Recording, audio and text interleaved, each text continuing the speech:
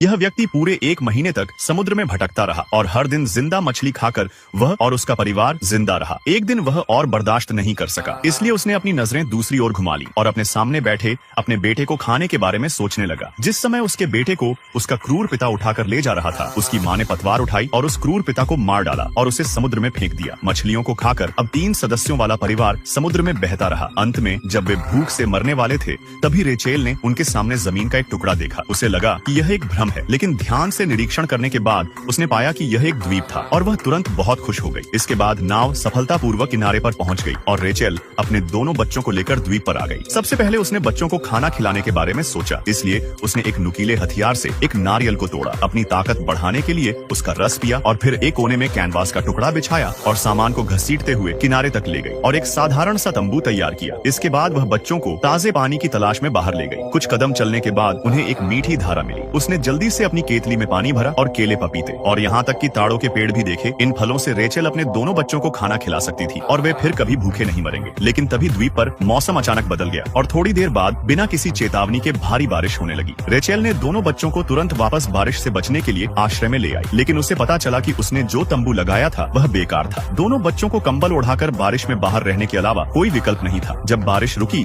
तो उनका तंबू बिखरा हुआ था और रेचेल को पता था कि उन्हें एक नया आश्रय बनाना होगा। तभी उसके लड़के ने अचानक माँ पुकारा। उसने पीछे मुड़कर देखा तो उस वीरान द्वीप पर एक छोटा लकड़ी का घर था। वह तुरंत खुशी खुशी लकड़ी के घर पर चढ़ गई। यह व्यक्ति पूरे 1 महीने तक समुद्र में भटकता रहा और हर दिन जिंदा मछली खाकर वह और उसका परिवार जिंदा रहा। एक दिन वह और बर्दाश्त नहीं कर सका, इसलिए उसने अपनी नजरें दूसरी ओर घुमा ली और अपने सामने बैठे अपने बेटे को खाने के बारे में सोचने लगा। जिस समय उसके बेटे को उसका क्रूर पिता उठाकर ले जा रहा था, उसकी माँ ने पतवार उठाई और उस क्रूर पिता को मार डाला और उसे समुद्र में फेंक दिया। मछलियों को खाकर अब 3 सदस्यों वाला परिवार समुद्र में बहता रहा। अंत में जब वे भूख से मरने वाले थे, तभी रेचेल ने उनके सामने जमीन का एक टुकड़ा देखा। उसे लगा कि यह एक भ्रम है, लेकिन ध्यान से निरीक्षण करने के बाद उसने पाया कि यह एक द्वीप था और वह तुरंत बहुत खुश हो गई। इसके बाद नाव सफलतापूर्वक किनारे पर पहुंच गई और रेचेल अपने दोनों बच्चों को लेकर द्वीप पर आ गई। सबसे पहले उसने बच्चों को खाना खिलाने के बारे में सोचा, इसलिए उसने एक नुकीले हथियार से एक नारियल को तोड़ा। अपनी ताकत बढ़ाने के लिए उसका रस पिया और फिर एक कोने में कैनवास का टुकड़ा बिछाया और सामान को घसीटते हुए किनारे तक ले गई और एक साधारण सा तंबू तैयार किया। इसके बाद वह बच्चों को ताजे पानी की तलाश में बाहर ले गई। कुछ कदम चलने के बाद उन्हें एक मीठी धारा मिली। उसने जल्दी से अपनी केतली में पानी भरा और केले, पपीते और यहाँ तक कि ताड़ों के पेड़ भी देखे। इन फलों से रेचेल अपने दोनों बच्चों को खाना खिला सकती थी और वे फिर कभी भूखे नहीं मरेंगे। लेकिन तभी द्वीप पर मौसम अचानक बदल गया और थोड़ी देर बाद बिना किसी चेतावनी के भारी बारिश होने लगी। रेचेल ने दोनों बच्चों को तुरंत वापस बारिश से बचने के लिए आश्रय में ले आई, लेकिन उसे पता चला कि उसने जो तंबू लगाया था वह बेकार था। दोनों बच्चों को कंबल ओढ़ाकर बारिश में बाहर रहने के अलावा कोई विकल्प नहीं था। जब बारिश रुकी